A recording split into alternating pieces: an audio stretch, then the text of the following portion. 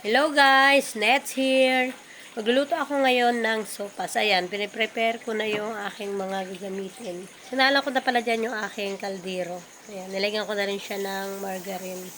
Ay naku po, mukhang nasunog na yata yung aking margarine ah. Pero hindi pala pumuusok pala talaga pag nilagyan siya ng margarine. Ganun lang pa. Inilagay ko na pala dyan ang sibuyas at saka bawang. At sinunod ko na rin agad yung hotdog. Yan. Sinangkutsa ko muna siya. At nung medyo nag-brown-brown na yung aking sibuyas at saka bawang at saka naprito na yung aking hotdog. Yan. Prito na yan. Sinunod ko na rin dyan yung aking chicken. Wow! Na halo sa aking supas. Sinangkutsa ko nga dyan yung aking chicken. Yan.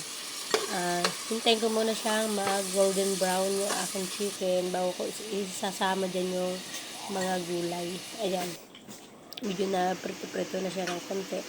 Kaya pwede na ihalo yung tinimplan ko pala muna yun dyan ng patis. Ayan.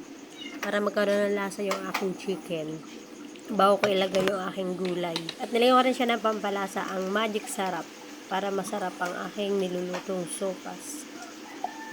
Ayan. Kaya, inalo-halo ko muna ang aking nilulutong sopas. Kunting halo-halo ulit. Tapos, ilalagay ko na yung aking mga gulay dyan sa aking nilulutong sopas. Ayan, ilalagay ko na nga siya para mahapkok. Hapkok lang naman ang gagawin ko dyan kasi pangit naman yan kapag masyadong luto. Kaya lang napaisip ako dyan eh. Ayan, kung nahugasan ko na ba yung gulay o hindi pa. Ayaw, di ma! Laman tiyan pa rin yun, kahit hindi na siya nahugasan. Pahapok lang naman ang aking gagawin dyan sa gulay, kasi pangit naman siya pag masyado. Ayaw, di ma! Sobrang init kasi nung sandok, nakalimutan ko kasi kaya ng tanggalin, kaya mainit. Susunod ko na rin dyan yung noodles, kasi pag hindi ko sinangkot yung macaroni noodles dyan, didikit-dikit siya kapag tinubigan. Ayan guys, half cook na siya. O, tingnan nyo naman, di ba? Sarap na tignan. Ayan, ilalagay ko na dyan ang noodles.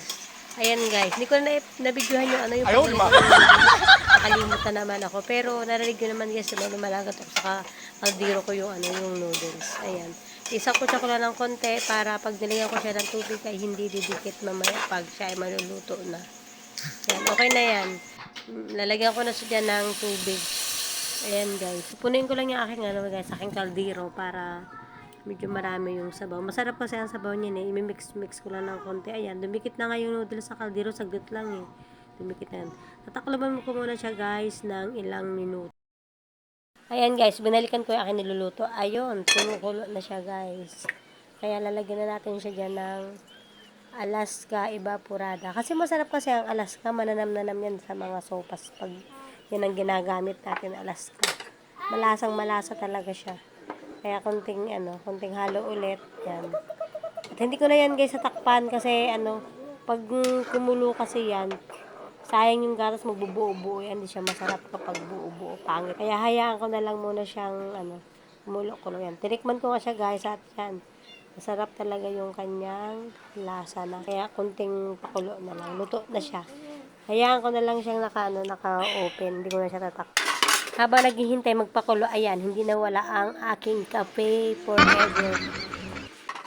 Ayan na guys, kumukulo na nga siya. Ayan na, luto na ang aking masarap na sopas. Yan ay almusal ng aking mga junakis. Kasi request nila yung sopas daw kami. Okay na, luto na. Kain na guys. Wow! Kain tayo guys. Bye guys! Samahan nyo ako ulit sa sunod na video ko. Thank you!